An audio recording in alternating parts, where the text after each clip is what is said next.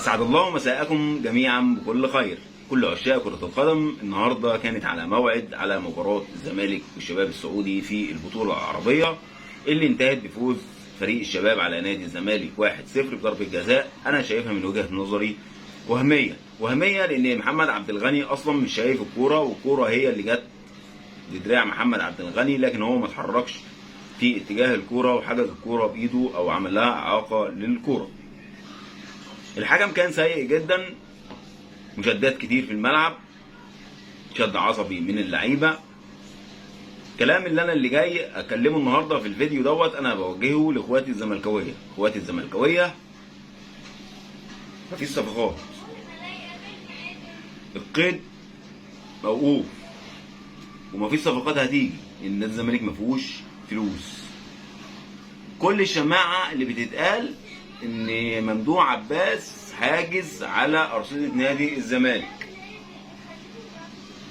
انت كل شويه هتطلع تقول ماسك تليفون ب 200 جنيه وبتتكلم ان في صفقه فلان وعلان ومصادر وبتاع، وهي اصلا ما فيش فلوس في النادي. فين اللعيب اللي هيتفاوض عشان يروح نادي الزمالك وبيسمع رئيس نادي الزمالك يقول ان ما فيش فلوس؟ انهي لعيب عاقل هيروح نادي الزمالك يتفاوض مع نادي الزمالك على موسم جديد ورئيسه بيطلع كل يوم يقول لك النادي ما فيهوش فلوس؟ احنا لسه بنجمع فلوس الغرامات بتاعه اتشمبونج وبتاعه لشبونه بتاعه شيكابالا. ففين لعيب اللي هيتفاوض مع نادي بشبه من كلام رئيس ناديه ان هو مفلس؟ المطلوب من جمهور الزمالك ايه؟ المطلوب من جمهور الزمالك ان هو يدعم الفرقه اللي موجوده. انت ما قدامكش غير كده. اللعيبه دي تاخد ثقه في نفسها، الكوره تمشي معاها شويه، الموضوع هيختلف مع نادي الزمالك. لعيبه مصر كلها اقسم بالله شبه بعضها، ما هتفرق كتير. ابو 30 مليون جاي زي ابو 2 جنيه. التيشيرت هو اللي بيتقل، الاعلام هو اللي بيتقل. اللعيب لما بياخد ثقه في نفسه بيقدر يطلع الباص صح، بيقدر يتحرك في الملعب صح، الكره بتمشي معاه. دي الثقه. فيا ريت جمهور الزمالك يبقى حاطط في دماغه ان مفيش صفقات عشان طموحك ما تعلاش.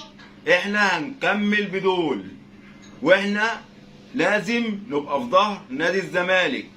احنا المنظومه الوحيده في نادي الزمالك اللي مش مستنفعه منه بحاجه. اللعيبه بتاخد ملايين، ناس بتاخد شهره ودعم من ورا نادي الزمالك. احنا جمهور نادي الزمالك ملناش غير نادي الزمالك، واحنا ما بنستنفعش من المنظومه ديت. فكل اللي مطلوب من جمهور الزمالك دعم اللي موجود، قدرك كده. وزي ما قلت لك تشجيع الزمالك ما بيختصرش غير على الرجال. عاش الزمالك ويرحل من يرحل، ويبقى الزمالك هو الزمالك شامخا رغم كل الصعوبات.